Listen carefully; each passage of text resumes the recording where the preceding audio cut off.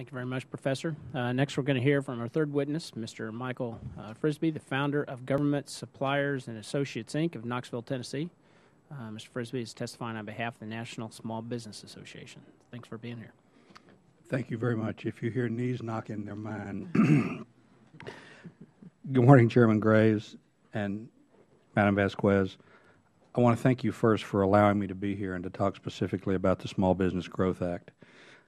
My name is Michael Frisbey. I am a member of the National Small Business Association.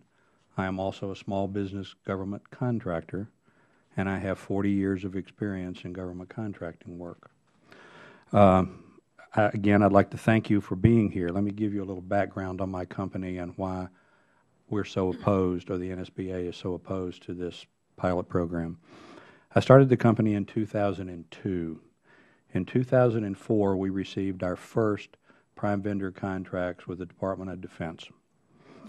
In 2009, those contracts, those first 3 contracts that we won, were completed. 2009, in open competition again, even against unrestricted businesses, we won 2 more prime vendor contracts. Those contracts today are worth $11 million. In addition to the Department of Defense, we are a registered supplier to 15 allied ministries of defense around the world, where we sell USA-made product in direct competition against Chinese, Korean, Bangladeshi, and other foreign countries.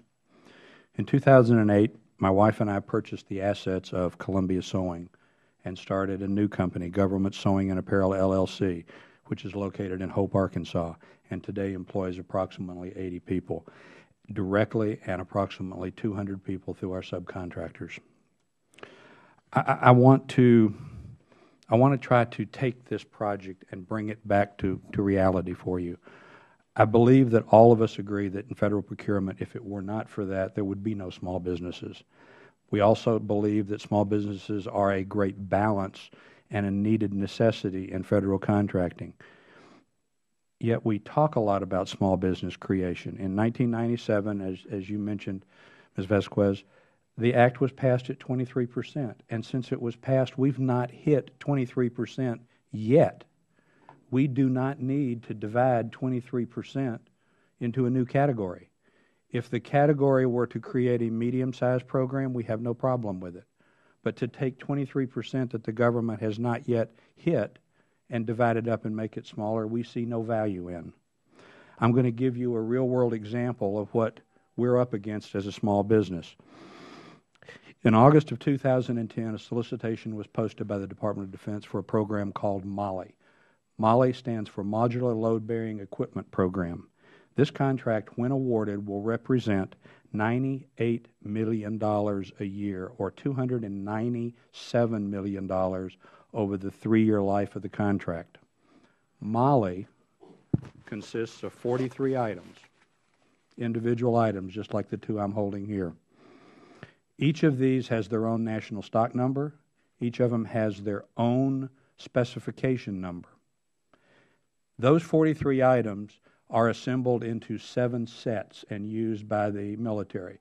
Rifleman set, medium rucksack set, large rucksack set, pistolman set, grenadier set, medic set. All of them are individual components. They could be made by 43 individual small businesses, the entire set-aside. When the contract was issued, or when the solicitation was issued, it was issued as unrestricted. The justification was that all of the items had to be interoperable, and that by putting them into small businesses rather than letting one large contractor do them, we could not assure that these products would work together. The interoperability that they're talking about is actually nothing more than the purchase of a piece of 1-inch nylon elastic and being sure that that 1-inch nylon elastic from one product slips into the second product. That's interoperability. That's the justification for not having it as a small business set-aside. I want to thank personally in this hearing Congressman Mike Ross from the state of Arkansas, who worked diligently with us to try to convince the Department of Defense to set aside a part of that contract. After much back and forth with DSCP, we were successful in getting a whopping $2.4 million, or under 2% of that contract set aside for small business. That's what small business is up against today. That's why we don't hit 23%, because the large businesses do that. That's why we are so adamantly opposed to this bill, because we believe that first and foremost the Federal Government must hit the 23% level that it's set for small business set-asides before it can consider any other type of category of business. And we would encourage you, as was suggested by Chairman Graves, to not only support the 23%, but increase it. I would beg you, increase it to 25 or 30%. Small businesses represent 50% of the GDP of this country. Small businesses represent 50% of the jobs in this country. And yet all we have is 23% of government contracts, and that hasn't been met since 1997. I beg you, please, do not pass H.R. 1812. It will destroy small businesses in this country. I'm a small business contractor, and if it's passed, I can assure you I'll be out of business within a year of it. Respectfully submitted. Thank you very much.